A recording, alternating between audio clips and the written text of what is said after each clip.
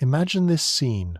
Her gaze is glued to her phone screen, waiting for your text for the 5th time in the last 10 minutes. She's frantically discussing with her friends what you could have possibly meant by that nonchalant comment you dropped 3 days ago.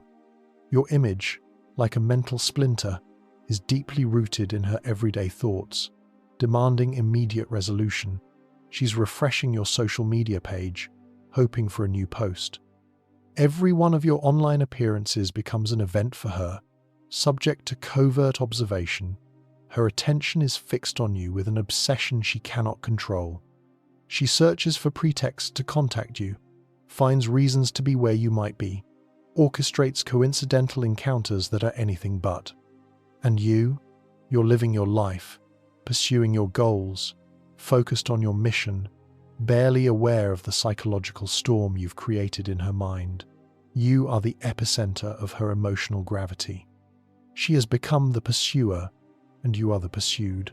The power of this inverse dynamic is absolutely stunning. She chases while you choose. She hopes while you decide. Her world has begun to orbit around your unpredictable schedule.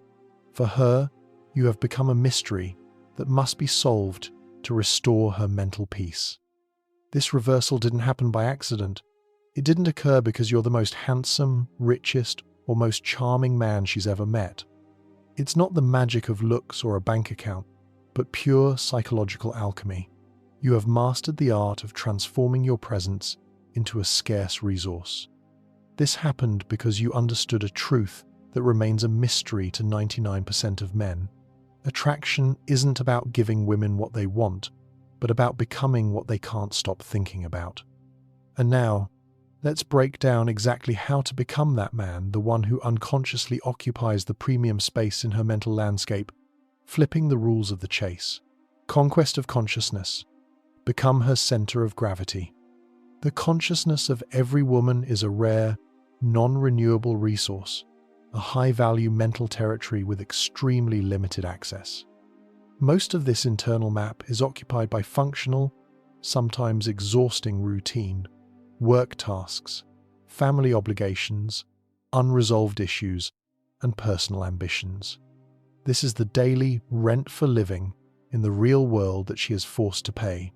Only objects of exceptional importance pass strict mental scrutiny. This zone is guarded by her subconscious as her most valuable asset. But on this mental landscape, there is a gold reserve of attention, a space designated for ideas and images that are impossible to evict or erase. Here reside the individuals who have successfully captured her thoughts and the experiences that are stuck on eternal replay. She voluntarily, though subconsciously, allocates this zone only to the most important and intriguing objects. The vast majority of men remain on the mental periphery of her attention. They are easily displaced, their influence on her emotional state is minimal, and their place is quickly taken by any new, brighter stimulus. They are like fleeting radio waves, catchable, but instantly forgotten once the channel is switched to something more engaging. Their frequency, unfortunately, doesn't resonate with her deep subconscious needs. Their brief appearance in her life leaves an emotional footprint equal to zero. Their images evoke neither questions nor a desire to return, as they offer nothing unique. However, some men manage to achieve indefinite mental dominance.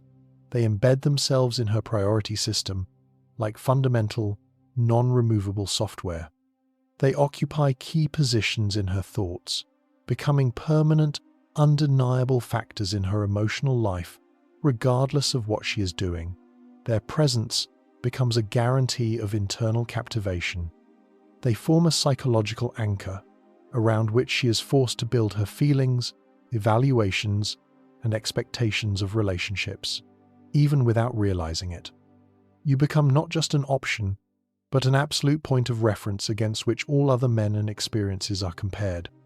The difference between men who are ignored and those who provoke obsessive pursuit is not in their level of attractiveness or material wealth.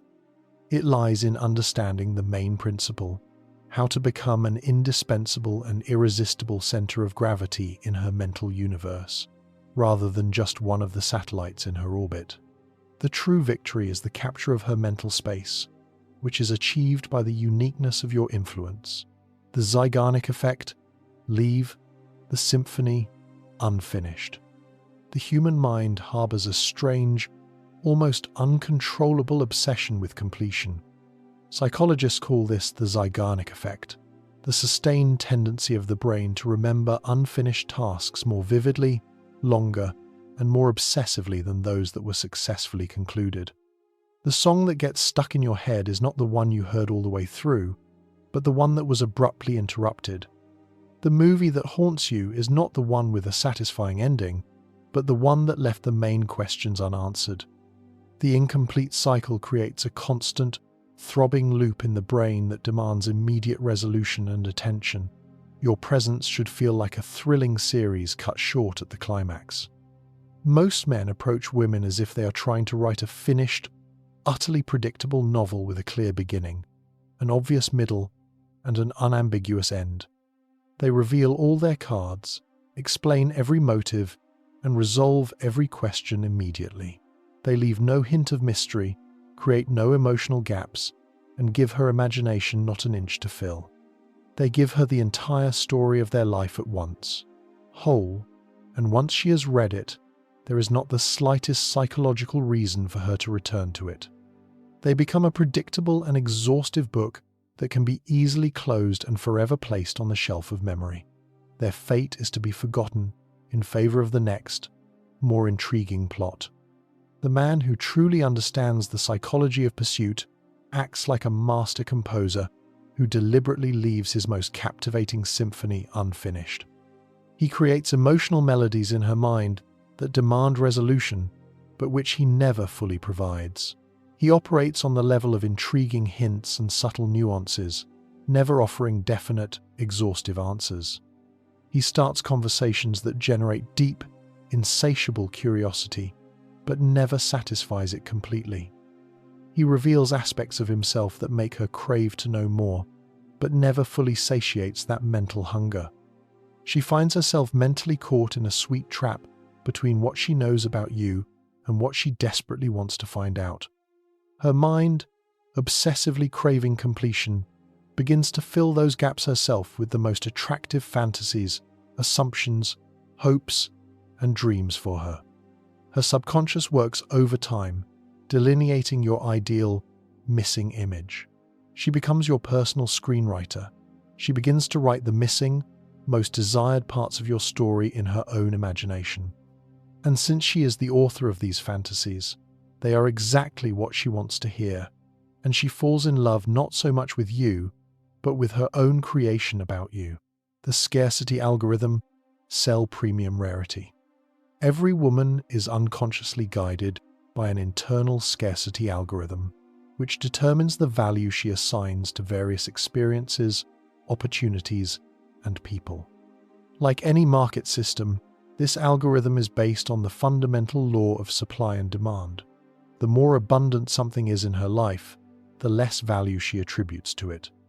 The scarcer something becomes, the higher her internal algorithm rates it as a gem that must be acquired. This is a basic law of emotional economics, operating even at the subconscious level, which cannot be circumvented. Most men flood her market with their attention, availability, approval, and interest, making a fatal error. They create artificial abundance of themselves in her life, which sharply collapses their value in her internal economy. They are always available when she calls, always ready to see her when she's free, always striving to provide whatever she needs. They turn themselves into a mass-market commodity that doesn't cause excitement, becoming predictable and boring. Their behavior is similar to a store that has announced a permanent everything must go sale, thereby devaluing its entire inventory. The man who creates pursuit operates based on a strategy of artificial scarcity. He carefully controls his supply in her market, making his attention, time, and approval rare commodities that trade at premium prices. He doesn't bombard her with messages, but sends them strategically, creating the effect of an unexpected reward. His communication is not a flood, but carefully measured doses that leave room for desire and contemplation. He doesn't make himself constantly available, but grants access selectively. He doesn't shower her with endless approval, but rewards her only occasionally. This scarcity doesn't mean being cold or uninterested. It means being selective and intentional, showing that your time has a high price. It means that your presence is felt more powerfully in your absence than other men make themselves felt with their constant presence. He creates anticipation, which is sometimes more valuable than the possession itself, because it forces her to invest emotions in the expectation. It means becoming the stock that everyone wants to buy, precisely because so few shares are available, and she feels special when she manages to acquire one. Strategic withdrawal, the price of loss. The most powerful psychological technique for creating continuous pursuit is strategic withdrawal. This is not a chaotic disappearance, but a calculated, precise reduction of your presence, attention, and availability at the exact critical moment when the woman begins to feel complete comfort, taking unlimited access to all three for granted. It is akin to deliberately reducing the voltage in an electrical circuit to check its function. You consciously create a vacuum into which her attention immediately rushes. In this lies the key paradox of the human psyche. We value air only when we start to suffocate. This is not about games or low-grade manipulation, but about a basic understanding that human psychology values what it fears losing immeasurably higher than what it is guaranteed to have. When your presence becomes predictable, your attention expected, and your availability assumed, you cease to be perceived as a gift and turn into mere given. Constant guarantee kills emotional value, turning you into background noise. Your availability, like an excess of currency, causes the inflation of your value. You become an element of decor, not the engine of her emotional life. Strategic withdrawal means instantly recognizing those moments when she begins to take you for granted, and a mirror-like, clear reaction by becoming scarce. If she stops appreciating your texts, you text less frequently.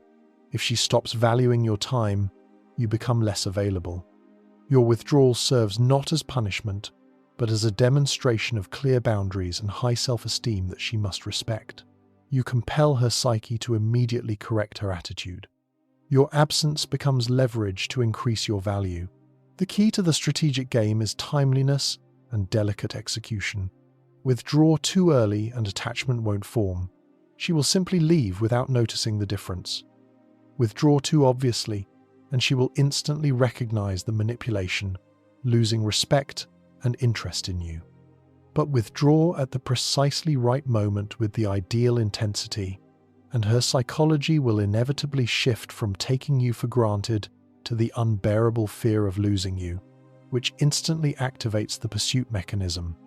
You force her consciousness to reassess your capital. Her anxiety becomes the fuel for her own pursuit. This fear of loss is the most powerful, involuntary activator of her emotional attachment. Emotional intensity, the roller coaster in her heart. Most men try to make women happy consistently, predictably, constantly. They act like emotional straight roads, smooth, safe, and utterly forgettable. They provide stable satisfaction, not memorable experiences, constant comfort, not captivating emotions.